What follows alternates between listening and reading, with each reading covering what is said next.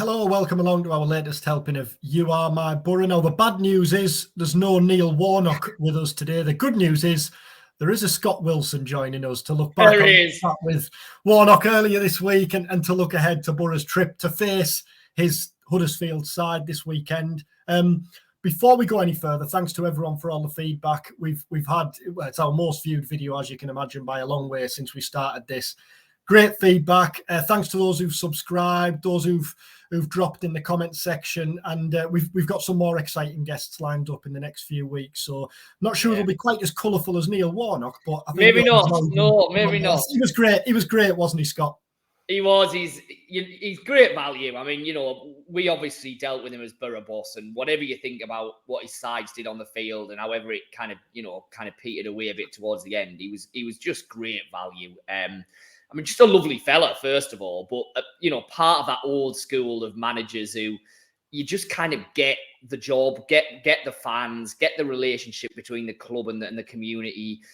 From us as media, get what we need and what we want and want to take an interest in it. And yeah, he was a genuine pleasure to work with. And it says a lot that in what will bound to be a pretty busy week for him in terms of, wrapping up the international week and turning his thoughts ahead to Boro this week, that he took time out to do it, I think says an awful lot about the fella. I mentioned the comments we've had to the video. One caught my eye, mainly because it's something we talked about on the phone after we'd done the video.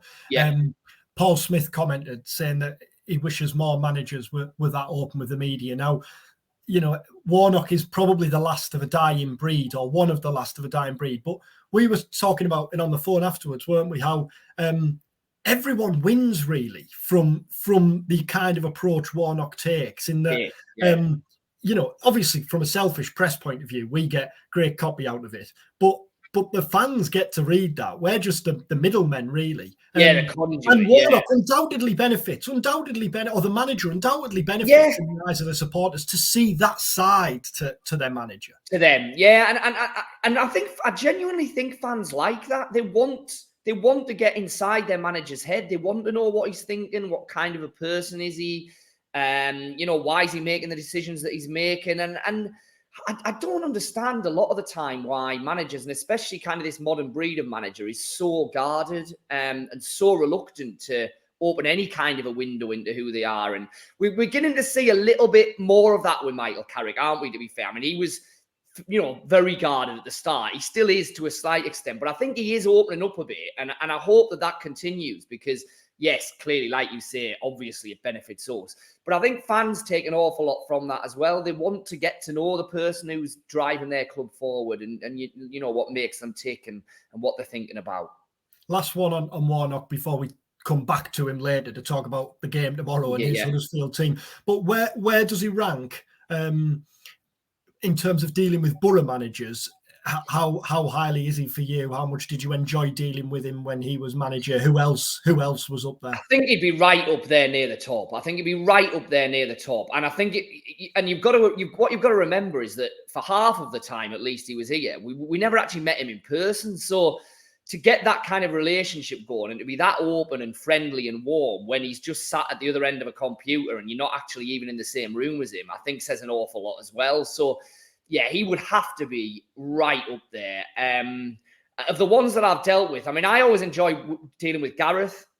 I thought that he was always very open, very friendly, gave you a lot.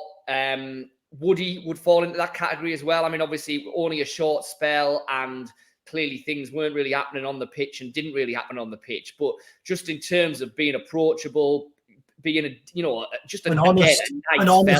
Yeah, honest, exactly. Just says it as he saw it, didn't he? Yeah, he will be right up there. And I mean, I always quite enjoyed the relationship with Aitor. Very different relationship. Could be prickly, could be guarded on occasion. But was always amenable, and I always, I never really had any problems with him.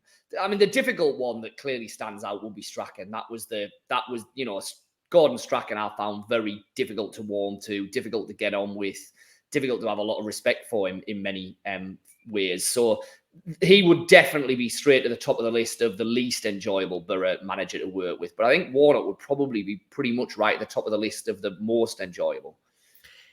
he plays the game, doesn't he? In that, he says he has no idea how he's going to stop Chuba Akpom on Saturday, for example. But we all know he'll have a plan. He'll have something up his sleeve. Michael Carrick talked yesterday in his press conference.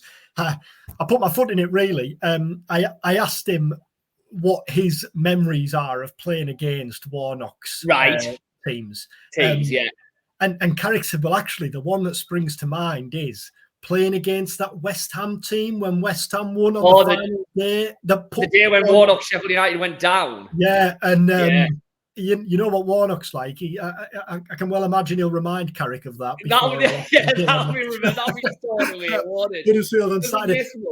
But Carrick said, you know what you get against the Warnock team, and he pointed to the recent results against Millwall and Norwich, and the fact that Huddersfield, regardless of where they are in the table, will make it tough for Boro tomorrow. Yeah, I think they will.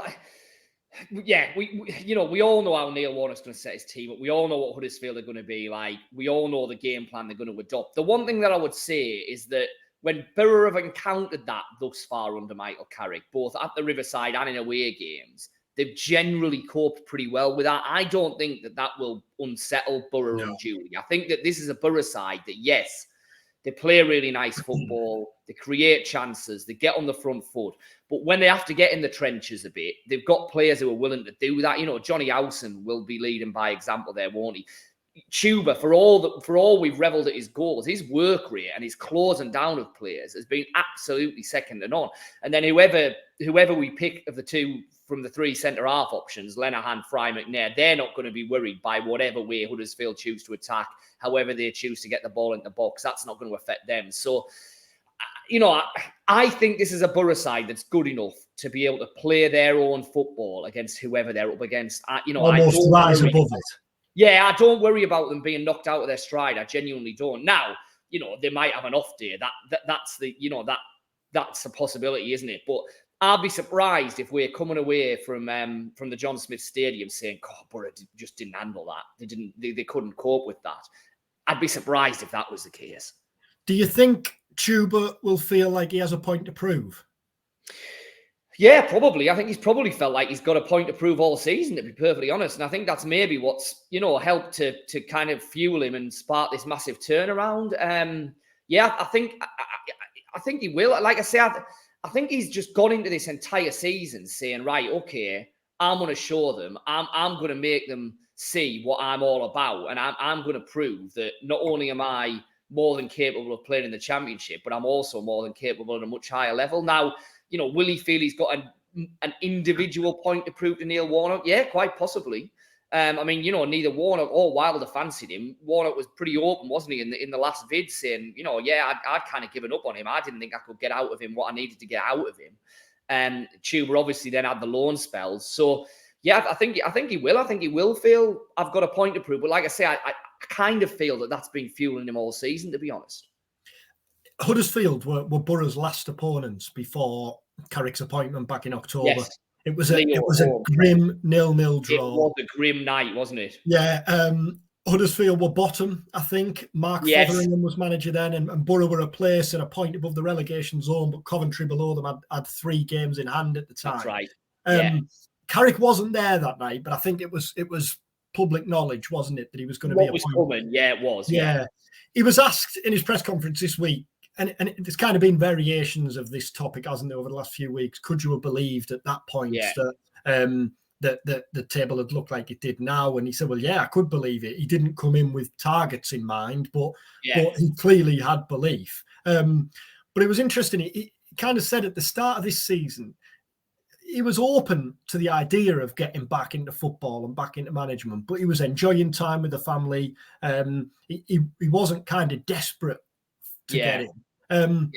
And said Boro just felt right, really. And it's something linking in with that Chuba thing. Carrick says this a lot, doesn't he? He just followed his instinct throughout his career. He tends not to overcomplicate things, he says. He just kind of follows what he's feeling. And he said his instinct was to go to Boro. I mean, you forget at that time how long it kind of dragged out, didn't it? the Leo caretaker spell that obviously lasted far longer than I think any of us thought it would when it first kind of was created and happened. But then also even Carrick getting the job. I mean, we kind of knew that he'd been interviewed and talked to, and there was a suggestion that he was probably Boro's choice. And then obviously there was that weird little spell where it fell away and it looked like he maybe wasn't going to happen. And Lee Cattermole was being touted as a possible stand-in for a while, and various names re-emerged and everything. And then within the space of another couple of days, it was obvious that no, it is going to be Michael Carrick. It's just a case of getting things sorted and nailing everything down. So even in all that period, I think you saw that he wasn't just going to click his fingers and desperately jump at whatever he was offered and say, right, okay, there were clearly things that needed ironing out at that point and that took a little bit of while. But the club were willing to take their time because they knew he was the man they wanted. And Carrick was obviously wanted things right before he went in. So yeah, you're right. Now, in terms of could you have seen it? I mean, listen, watching that game against Huddersfield, you couldn't, could you? Hand on heart. It looked like the club that if they didn't get that managerial appointment right, we're going to be in a relegation battle, a fully blown relegation. That was my feelings at the time, that goodness me, they need to get this right, because if they don't, they're only going one way here. And as we've constantly kept on saying, the speed at which it's turned around and the extent to which it's turned around is remarkable, really. I know there's tales of this happening in the Championship. You think back to it was Ian Dowie, wasn't it, who took Palace up from a point when they were in the bottom three just before Christmas. But it's pretty rare. It's pretty rare that a club, in the space of 3 or 4 months, everything is just completely turned upside down by the appointment of a new manager. But that's what's happened at Boro. There's a few examples, isn't there? Roy Keane at Sunderland. Keane did it at Sunderland. He came in very early, didn't he? But he was in at the end of August. Right, I mean, Niall Quinn had started that season as manager, but he only managed for about 3 games. And Keane came in and was able to make a whole host of transfers right at the end of the window. And that's it. It becomes his team pretty quickly. That's it. So you're right. Yes, there was that. But I think this is even more impressive, really, in that, like you say, this is the same players, really, that were struggling so badly in those first 2 or 3 months. And it wasn't just one game at the start of the season, was it? It was a couple of months where things were looking dicey. And the other obvious example is Steve Cooper last season at Forest. Yes. Forest were in a similar position, but they were in a worse position, weren't they? They were bottom, I think, because Boro won there, didn't they, when Chris Hughton got? Yeah, they looked dreadful that night. And I think we had the conversation just when we were chatting a few weeks ago as to would if Boro go up, would Carrick's achievement be better than Cooper's last season? And I think we all settled on well, if they go up automatically, then obviously, because Forest went up through the playoffs. But if Boro, even if they go up through the playoffs, then I think it absolutely matches what Cooper did at Forest. Oh, I think so, definitely. I mean, again, Cooper at Forest made pretty big changes in January. Didn't he? Michael's brought in Archer, Ramsey, and Barlaser. So it's not like he's done nothing, but still the real core of this side, 9 of the 11 starters, maybe 10 at the weekend, were here before he came in and were struggling to find their way under Chris Wilder. And then, like I say, it was looking even more precarious when Leo's caretaker spell came to an end. So there were signs, weren't there? I mean, Leo obviously had that big win away from home. Wigan. Wigan, that's right. There were signs that something was there, but the next game there were also signs that, goodness me, this is a team that looks like how is it going to score a goal? You know what I mean? So and how they're going to stop conceding from set pieces. There were those Achilles heels, weren't there? That were, which was still there, obviously, in his first game at Preston, wasn't it? So listen, if Michael Carrick gets Boro up, it is a remarkable achievement, whichever way you cut it, and made even more remarkable by the fact that it's his first job, isn't it? We keep forgetting that, but Steve Cooper had a pretty extensive experience of various coaching roles within the England setup, and was being pretty widely touted as a really promising young coach, young manager. Michael Carrick, he's got the name, he's Michael Carrick, but in managerial terms, he's come from absolutely nowhere. One news line to emerge over the international break was Zack Steffen, who's been away on international duty and did an interview in his homeland and said that words to the effect of he has no intention of going back to Manchester City in the summer. He wants to move. He's got a taste of regular football and wants more of it. Understandably, that came up. That was a conversation in the comments of the Warnock video. What's your view on Steffen's situation and the chances of his loan to Boro becoming permanent in the summer? Yeah, I kind of answered that, and it's great to get questions and comments. Keep them coming, definitely. So I think there's two elements to that. One is would Michael Carrick and Middlesbrough want him, and I think the answer to that is yes. I think Michael Carrick massively rates him. He puts an awful lot of stock in the way that Steffen builds out from the back. The authority he exudes within his 18-yard box. I mean, there have been points this season where there have been the occasional rick, there's been the occasional mistake. A couple of them have led to goals. And we've asked Michael, is that a worry? And absolutely, categorically, he's saying, no, this is how I want my goalkeeper to be. I want him to come to things. I want him to be proactive. I want him to pass the ball out. I want him to take risks. If that means every once in a while it goes wrong, then every once in a while it goes wrong. So I think he would love to have Zack Steffen here next season, whatever league Boro are in. I think if Boro don't go up, it's probably going to be fairly difficult to get Steffen on a permanent basis. I think if Boro are in the Premier League, then they've got every chance. But there's still going to be the issue of his wages, which, if they're anything like the kind of figures that are bandied around and that we're told 70, 80 grand a week potentially at Man City, then that's way above what Boro are paying at the minute. And I suspect would be way above what they'd still really want to be paying in their first season back in the Premier League. Now, if he leaves City, he might not get that anywhere. So there's going to be a discussion to be had there. But I don't think the wages issue will be an easy one to address if Zack Steffen's available and Man City say, right, okay, you can go. I think you touched on it there when Carrick's been asked about him. And he...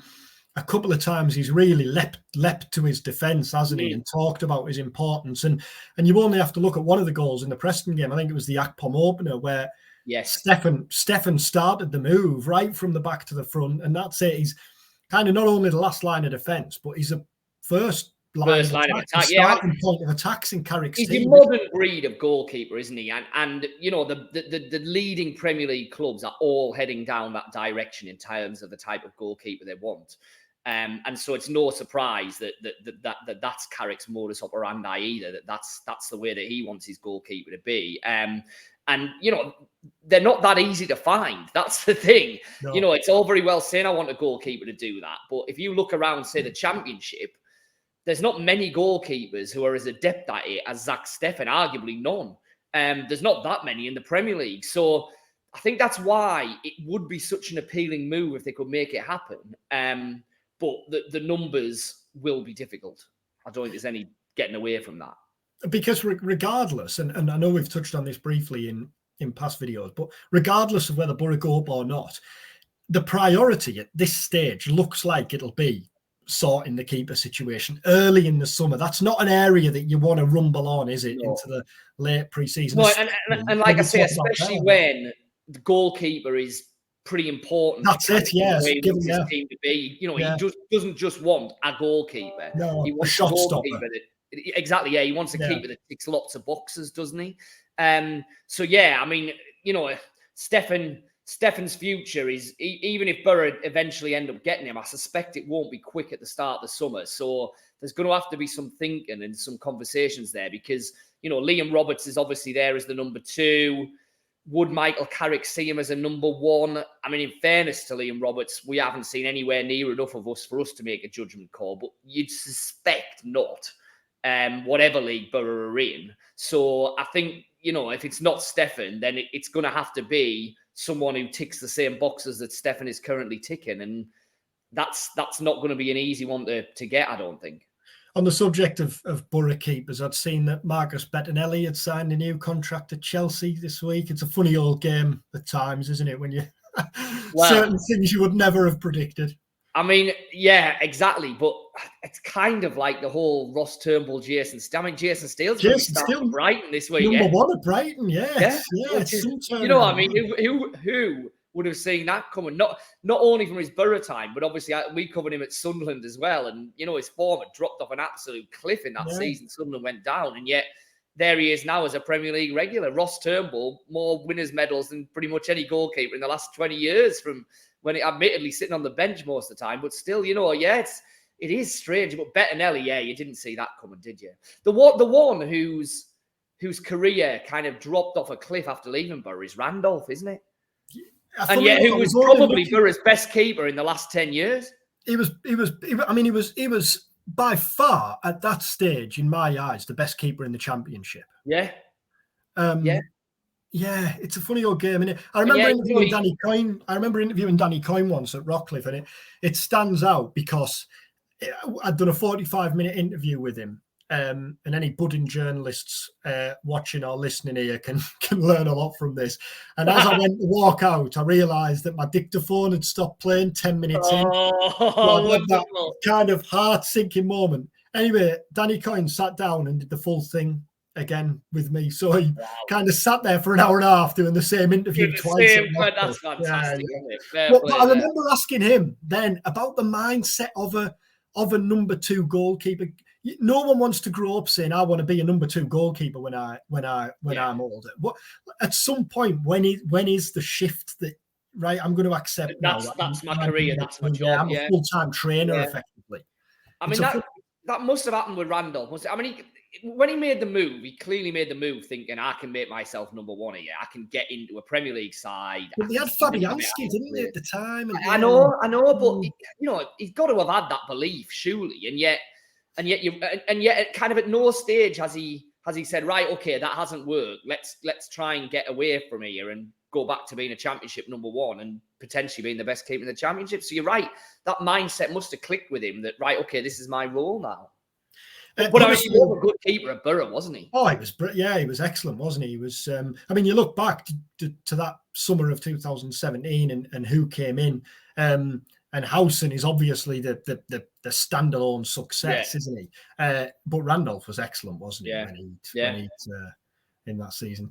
Great news for Howson, obviously signing another new 1-year extension. I said to someone this week, it kind of feels like I'm in the mindset where I think for the next 2 decades, every March or April, I'm going to be writing about Jonny Howson signing a 1-year contract extension at Boro. He's certainly showing no signs of. I mean, you kind of talk about him being the back end of his career, but if you watched Boro with no prior knowledge of the players, you would have no idea whatsoever that Howson is 35 in May or whatever it is. No, there's been no signs of any kind of let up or slow up or diminishing of his qualities or his desire, has there, at all? I mean, it's a no-brainer, isn't it? It's an absolute no-brainer for Boro. You know, he's doing it on the pitch. I think he's been massively beneficial in terms of bringing Hayden Hackney along. Clearly, he's got a big leadership role within the dressing room. Clearly, he's got a good relationship with Michael Carrick, where Carrick values his, those leadership qualities. So it's an absolute no-brainer. I guess the only question would have been whether Howson himself thought, okay, do I need to try and go somewhere where I might get a last 2 or 3 year contract and that'll see me to the end? But he's obviously more than happy to keep ticking over on these 1-year deals. And who's to say that he won't be back patrolling central midfield in the Premier League next season? It's not out the question, is it? Carrick was saying yesterday at his press conference, because Howson played against Carrick, and Carrick said Howson often reminds him that Carrick injured him once, but I think really. All is forgiven. Yeah. Brilliant. To Huddersfield then Saturday, you would well imagine that Howson will be in the middle of the park. Warnock knows a lot of those Boro players, as you talked about, but a lot of those Boro players also know Warnock and how his team's set up and maybe the dark arts that you can expect. And I think when you're coming up against that sort of manager and that sort of team, that's going to be a big help for Boro, isn't it?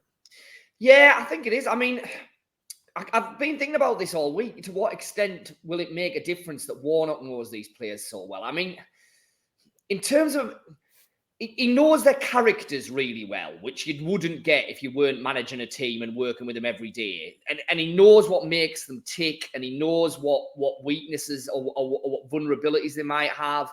Maybe that'll be effect. But in terms of how they play, I mean, everybody watches everybody now. Managers and players have so much detailed analysis, so many detailed clips that, you know, Neil Warnock, before a game, will know exactly how every central midfielder in the Championship plays. So just because he's watched Jonny Howson play and train, I'm not sure that there'll necessarily be anything massively new in terms of how Boro are going to actually, you know, tackle the game that he wouldn't be able to get just from the normal pre-match analysis of anyone. Now, like I said, we'll know the players inside out, give him that little bit extra, maybe. But you know, I think it's a factor, isn't it? The fact that it's a Neil Warnock side. But here we go into classic cliche. I think ultimately, when the whistle blows, it's 11 against 11. It's Boro against Huddersfield. It's, you know, you against the player you're up against, your tactics against their tactics. I think we can sometimes probably, as media, put a little bit more on the, you know, ex-player, ex-manager type thing, because it makes a good copy. It makes a narrative. Fans are interested in it because they'll give Warnock a clap or a bit of, you know, bit of stick if he's mourning at referees or whatever. Yeah. I think in terms of the actual game itself, I'm not sure how much difference it'll make. Yeah, you're not wrong about making a good copy. I think we've got a half-an-hour video on 4-page leads out the fact. Yeah, exactly. This week. So don't downplay it now. No, so I shouldn't be downplay it. Yeah, it's massively important. It's the Neil Warnock derby. And I think the other thing is, although obviously Warnock knows a lot of Boro's players in the squad, when you look through that team that we reckon could start tomorrow, Stefan and Smith have both come in since he's left. Yeah. Fry was obviously there. Lenahan and Giles have both come in since he's left, although he says he was aware of Giles and wanted to get him. Howson, obviously. Hackney was in and around it, but certainly hasn't developed as you'd expect. Force, McGree and Archer have all came in since. And let's be honest, Akpom's a completely different player. Yeah, that's a really good point. So Neil Warnock will be turning up expecting to see Anthony Dykesdale, Mark Boller. Yeah. And Joe Lumley between the posts. Yeah, exactly. What do we reckon then? What are we saying? You fancy a Boro win? I do. Yeah, I do. I do fancy a Boro win. I just think that they've developed a really good habit under Carrick of doing in these games what on paper they should be able to do.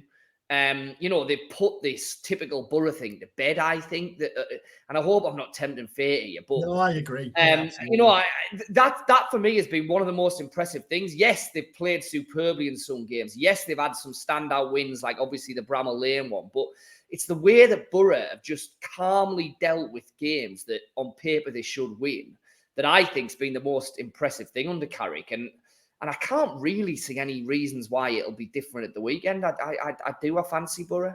They've passed different tests, haven't they? When you talk about that there, they've kind of passed the test of teams stubbornly coming and shotting 10 men behind the ball. They've passed the teams of passed the test of bouncing back from setbacks, of kind of handling the expectation and pressure of being at the top. The one thing I don't think will happen tomorrow is that Huddersfield will sit back and soak up pressure, because I think they've got to attack the game, haven't they? They need wins. They need to win this game. Now, you know, yes, they'll be well organised. They'll work their socks off. Warnock might have a few tactical tweaks to, you know, to try and stop Boro's attacking. But fundamentally, Huddersfield at home, with their fans urging them on, at some stage, definitely will have to look to try to take the game to Boro. And that, you know, that might very well be exactly what plays into Boro's hands, because as we've seen, you know, this is a Boro side that can break really quickly, can get men into the final third really effectively, and can score goals that way. Sheffield United are at Norwich. Feels like they have to be mentioned. Yeah. There's nothing really to say that we haven't said in the last few weeks, but Carrick was asked about him yesterday and just kind of reiterated his tunnel vision and sole focus. It doesn't matter what happens with Sheffield United unless we take care of our business. But on paper, it does look, I'm not going to say it looks like it might happen, but there is every possibility of Boro winning and Sheffield United losing. That's a tough game for Norwich. Yeah. That said, if they come out of it and get a result there, then what a boost to go and win it to them. A team like Norwich. But when you look at their fixtures, their remaining fixtures, that tomorrow is one of their more difficult games. It is, and it's, we're going to see these swings, aren't we? I mean, if at the end of this weekend they're level on points, even with Sheffield United having a game in hand, then I think that the momentum is massively in Boro's favour then. Now, the flip side of that is that at the minute, it's 3 points with a game in hand with 8 games left. That definitely feels manageable. Obviously, let's hope this doesn't happen. There's the 6 point swing the other way, and Sheffield United are 6 points clear with a game in hand with 6 or 7 games remaining, then that looks really difficult. So the one, it looks like a weekend where things could go in Boro's favour, and you're absolutely right that this is a game Norwich massively need to win. So it's going to be a difficult afternoon for Sheffield United. And it felt before the international break that the momentum was swinging towards Boro, but because of that game in hand, I still think it's a situation where Boro can't afford too many more slip-ups if Sheffield United are winning games. Yeah, I was talking to someone about it this morning, and we were saying that it kind of feels like it needs to stay within one result. If it goes back to 6 points at this stage, then it does. Because 6 points with a game in hand that can potentially become 9 is a massive gap, isn't it? Yeah. When you're into the last 5, 6, 7 games of the season. So, I think you're right. I think, if we're coming out of this weekend and whatever's happened, it's still 3 points with a game in hand, then okay, let's move on, get Boro back at home, and it's still very much game on. Ideally, the gap shortens. You'd be worried if the gap's bigger coming out of this weekend, wouldn't you? Brilliant. Let's see what this weekend in the Championship brings. There'll no doubt be twists at the top and bottom between now and the end of the season. Thanks again for watching. Please subscribe, and one last thanks again for all the feedback and the kind words after the Warnock video earlier this week. We'll speak to him after the game tomorrow. We'll see what mood he's in there, and hopefully blaming referees, I would imagine. Yeah, we'll be back early next week to look back on that game. Thanks very much, Scott. Have a good weekend. Yeah, enjoy, everyone.